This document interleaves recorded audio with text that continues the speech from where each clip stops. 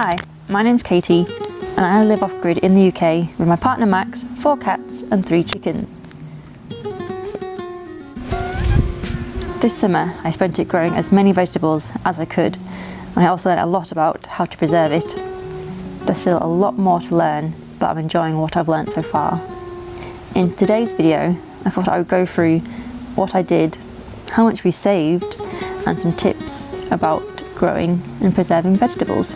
Back in January, I started sowing chilies, tomatoes and aubergines on the grow mat to give them a head start. And then throughout February, March and April, I planted a lot more. And that's also when we began to start preparing the garden. Max hadn't grown anything last year, so this gave us a head start in terms of keeping the pests at bay. In early spring, we built 2 raised beds, built a larger polytunnel and arranged the garden with crop rotation in mind. And I spent most of spring sowing lots of different seeds. This year we had quite a hot and dry summer, which meant that some plants flourished, such as the chilies, tomatoes and peppers. And we were also able to grow watermelons, but things like the peas and squash did suffer. It's all been a really big learning game though. There's still a lot left to learn. Throughout the year, I've been keeping a record of how much we spent on food when we go shopping. So I've got some notes here. So we would roughly go food shopping like once every 3 weeks.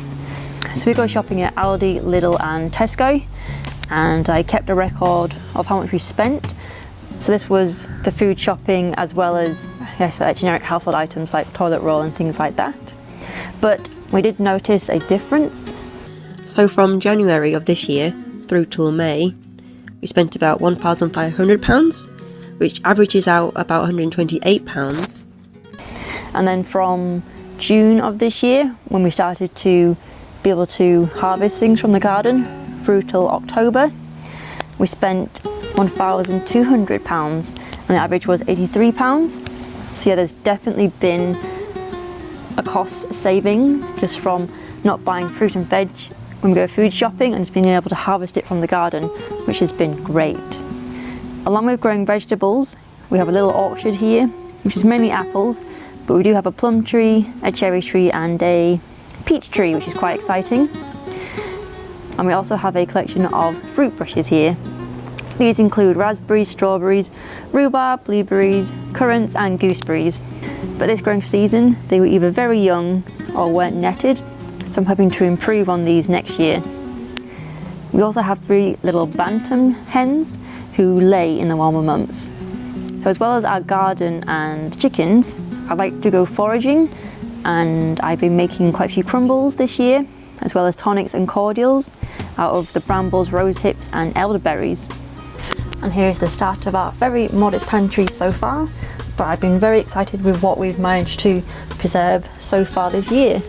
So we've got some pickled courgettes, I think like most people, you end up with a glut and wonder what to do with them, turn to YouTube and make lots of wonderful recipes with them, hence pickled courgettes. And we have a lot of beetroot, so I think next year I probably won't be growing as many beetroot. We've got some jalapenos, got lots of passata, which is great, got some peppers, lots of tomato chutney. We have some honey here from Max's friend, got some preserved peas, some dehydrated sweet corn, some gooseberry jam, a little bit of wheat, and some walnuts that I foraged. Also down here we have some rosehip syrup and we have some apple juice. Everything's slowly getting there. Next year I'm hoping to add to this a lot more in terms of I'd like to focus on jams. But slow and steady wins the race, but I have learned a lot about preserving. There's still a lot more to learn, but it has been a really fun journey so far, and I'm looking forward to what I learn next year. Unfortunately, our freezer died a few months ago, so we haven't been able to preserve anything via freezing it, but we're looking at sourcing a new one, and next winter we'll be able to preserve a lot more using the freezer. And from the apples from the orchard, we also made cider and apple juice this autumn, which was great fun. This year I've been experimenting making wine, the results of which are yet to be revealed, but it's been great fun. And the wine I've made so far includes lemon, strawberry, peach, parsnip, orange and lemon, bramble wine. So it's been quite the experimental journey. We also made a light lager with mixed results and a porter which had more pleasing results.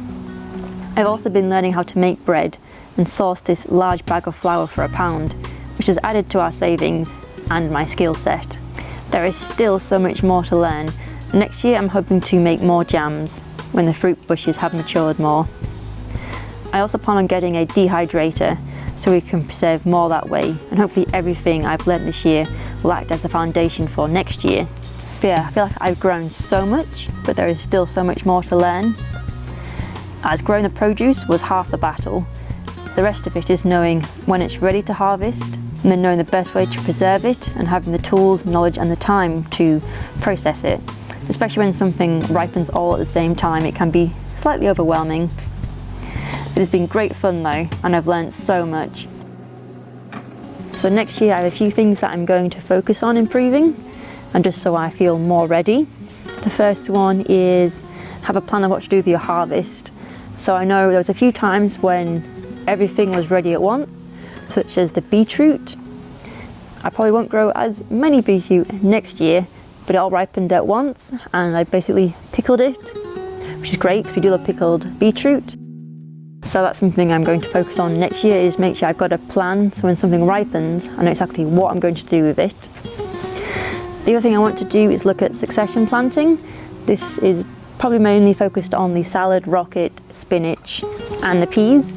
It's so nice to have a constant supply of something, and with those things I planted a batch and it wasn't until getting to the end of its life that I realised, oh, I should have planted some more by now, and there was quite a big gap in between. So I'm going to make sure I focus on that more, and that leads on to my kind of third tip for myself mainly. It's in fact to keep a gardening journal.